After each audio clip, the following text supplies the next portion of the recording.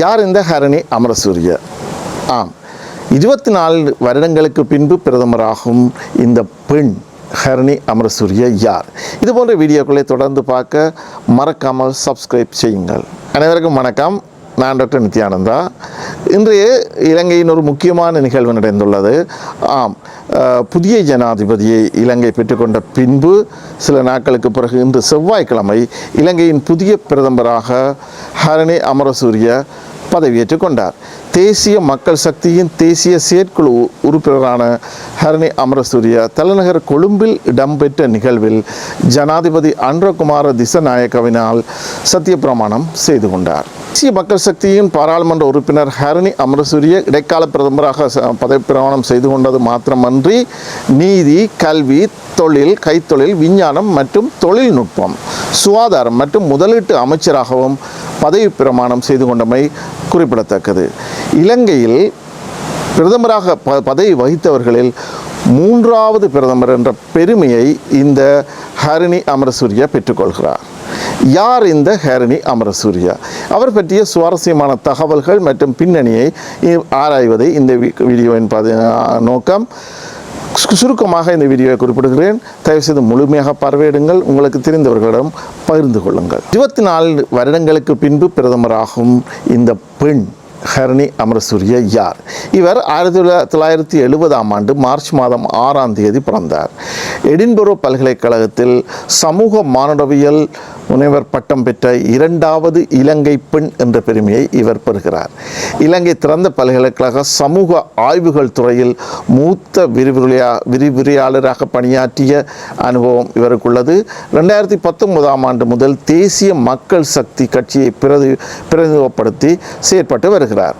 2019இல் நடைபெற்ற ஜனாதிபதி தேர்தலில் தேசிய மக்கள் சக்தி கட்சியின் சார்பில் தற்போதைய ஜனாதிபதி அனுரகுமார திசநாயக்கவுக்கு பிரச்சார நடவடிக்கைகளில் ஈடுபட்டார்.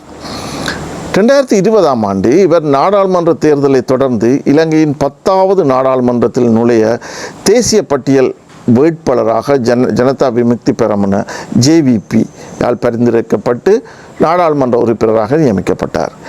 இலங்கையிலே பரம்பரை ரீதியாக இருந்த 2 பெண் பிரதமர்கள் ஸ்ரீமாவோ பண்டாரநாயக்கா, அவரை தொடர்ந்து சந்திரிகா குமாரதுங்க, இவர்களை தவிர்த்து தனித்து வருகின்ற பரம்பரை இல்லாமல் நேரடியாக வருகின்ற ஒரே ஒரு பெண் பிரதமர் இவர் ஆவார். இடதுசாரி கொள்கையுடன் தேசிய பட்டியலில் ஊடாக நாடாளுமன்றத்துக்கு வந்து குறுகிய காலத்திலேயே பிரதமராக வகிக்கின்றார். இத்தகைய பெருமைகளை கொண்ட இந்த ஹரணி அமரசூரிய பற்றிய மேலதிக விவரங்களை பார்க்கலாம். இந்த ஹரணி அமரசூரிய மிகவும் வறுமை அல்லது மிகவும் ஒரு பொருளாதார ரீதியில் பின்தங்கிய ஒரு குடும்பத்திலிருந்தே உருவாகினார். வீட்டு வேலை செய்யும் தாய் மற்றும் தேயிலை தோட்ட தந்தையின் மகளாகவே இவர் தனது வாழ்க்கை பயணத்தை ஆரம்பிக்கிறார். இத்தகைய ஒரு கீழ்மட்ட குடும்பத்திலிருந்து அரசியலுக்கு வந்த முதல் நபரும் இவர். 54 வயதான இந்த அமரசூரிய அவர்கள் ஒரு கல்வியலாளர், மனித உரிமை ஆர்வலர் மற்றும் பல்கலைக்கழக விரிவுரையாளர் மற்றும் கல்வி சமூக நீதிக்காக தொடர்பான பணிகளுக்காக நன்கு சமூகத்தால் அறியப்பட்ட ஒரு பிரபல்யமானவர்.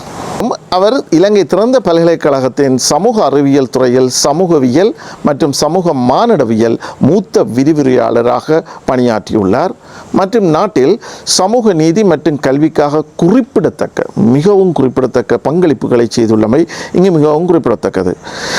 அது நான் ஏற்கனவே குறிப்பிட்டது போன்று NPP தேசிய மக்கள் சக்தி தேசிய பட்டியல் மூலம் பாராளுமன்றத்தில் நுழைந்த இவர் மிக குறுகிய காலத்திலேயே பிரதமரான மாற்றமடைந்தார். இலங்கையின் 16வது பிரதமர் ஆவார். ஸ்ரீமாவோ பண்டாரநாயக்கா மற்றும் சந்திரிகா குமாரதுங்க இவர்களுக்கு பின்பு அந்த பதவியை அடைந்த பெருமைமிகு பெண்மணி இவர் ஆவார். இலங்கை வரலாற்றில் 3வது பிரதமராக கடமையாற்றும் மிகவும் துணிச்சலான இடதுசாரி கொள்கையில் நம்பிக்கையுடைய 1வது பெண் பிரதமராக இவர் திகழ்கிறார். பாலின சமத்துவத்தை பேணுவதற்கான புதிய கொள்கையுடன் ஆட்சியை ஆரம்பித்திருக்கும் இடதுசாரிகளின் முன்னேற்றமான பாதைக்கு இவர் வழிவகுக்கின்றார்.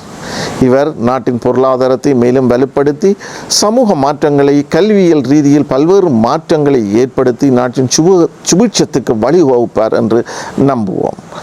இதுபோன்ற வீடியோக்களை தொடர்ந்து பார்க்க மறக்காமல் சப்ஸ்கிரைப் செய்யுங்கள். நன்றி.